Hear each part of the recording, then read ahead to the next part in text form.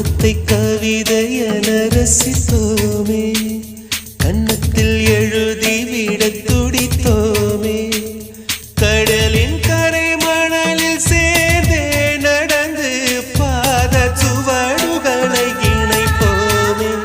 நம் முத்தச் சத்தம் தாளமாகவே மாறலாம், நம் மூச்சில் காதல் ராகம் கேட்கவே ரசிக்கலாம். வரும் காலம் எல்லாம் காதல் என்றால் நம்மை பற்றி உலகம் சொல்ல அன்பே அன்பே நாமும் நினைப்போமே.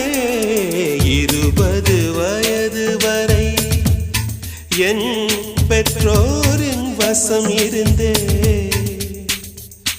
20 நிமிடத்திலே